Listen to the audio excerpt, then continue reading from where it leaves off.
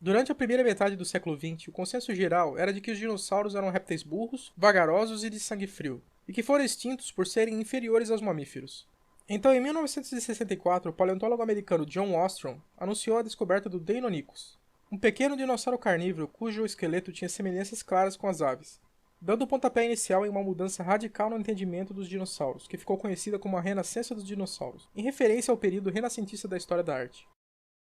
Alguns restos fósseis incompletos de Deinonychus já haviam sido descobertos em 1931 por Barnum Brown, o mesmo paleontólogo que descobriu o Tiranossauro Rex, mas nunca foram devidamente descritos e nomeados, e mais tarde foram parar nas mãos de John Ostrom, que decidiu olhar com mais atenção. Os estudos de Ostrom sobre o Deinonychus o levaram a argumentar que as aves evoluíram de um grupo de dinossauros carnívoros chamados Coelurossauros, do qual pertence o Deinonychus. Mas essa ideia, na verdade, já não era novidade, apenas havia sido desconsiderada. Logo após Charles Darwin publicar o livro A Origem das Espécies, em 1859, Thomas Henry Huxley, biólogo inglês que era defensor das ideias de Darwin, propôs, após analisar o fóssil do Archaeopteryx, que os dinossauros eram os intermediários entre os répteis e as aves. Huxley era especialista em anatomia comparada e destacou que haviam semelhanças entre os esqueletos do Compsognathus, que era um dinossauro pequeno, do Archaeopteryx e das aves, destacando que o Archaeopteryx tinha características dos dinossauros e das aves, sendo uma espécie de elo perdido. Porém, em 1926, o artista e zoólogo amador dinamarquês Gerhard Heilmann publicou o livro A Origem das Aves, que foi amplamente aceito, onde ele dizia que as aves não poderiam ter evoluído dos dinossauros por causa da suposta ausência nos dinossauros da fúrcula, ou osso da sorte, que vemos nas aves modernas. Por isso a tese de Huxley foi desconsiderada, mas é claro, no final ele tinha razão, pois a fúrcula está sim presente em dinossauros terópodes. A descoberta de mais fósseis do Deinonychus e o estudo mais detalhado de outros dromeossaurídeos como o Velociraptor fez John Ostrom rever e aprimorar cada vez mais as ideias de Henry Huxley.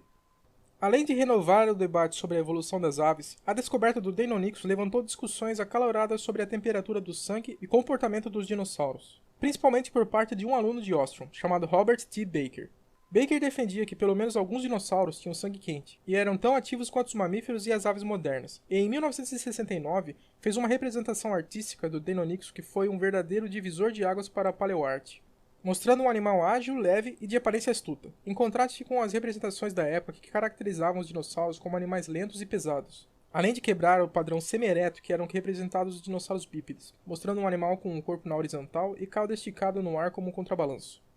Em suas publicações, Robert Baker definiu que seus argumentos eram novas evidências para o renascimento de algumas ideias sobre o comportamento e atividade dos dinossauros, que eram populares no final do século XIX, usando uma pintura famosa de Charles Knight que mostra dois dinossauros com um comportamento ativo como exemplo.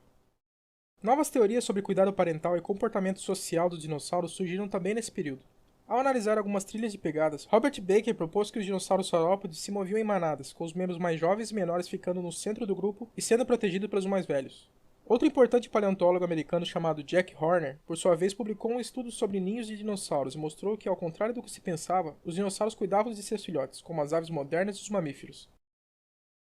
Antes, se pensava que os dinossauros eram inferiores aos mamíferos e por isso foram extintos.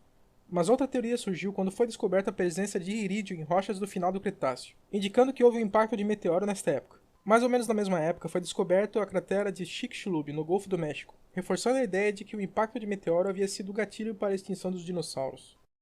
A renascença dos dinossauros causou não só uma mudança drástica na parte científica, mas também na forma como os paleoartistas representavam esses animais. Novos artistas como Mark Hallett, Gregory Pope, Doug Henderson e John Gersh foram importantes para a divulgação e popularização da representação dos dinossauros como os conhecemos hoje.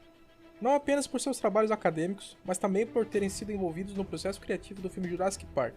que provavelmente foi a ferramenta mais importante na divulgação dessa nova visão dos dinossauros. Robert Baker, que foi quem primeiro se referiu a essa revolução como renascença dos dinossauros, definiu que há uma renascença constante no estudo desses animais. A cada ano surgem novas descobertas que nos fazem aprender cada vez mais sobre esses animais e pouco a pouco esse quebra-cabeça de milhões de anos vai sendo completado.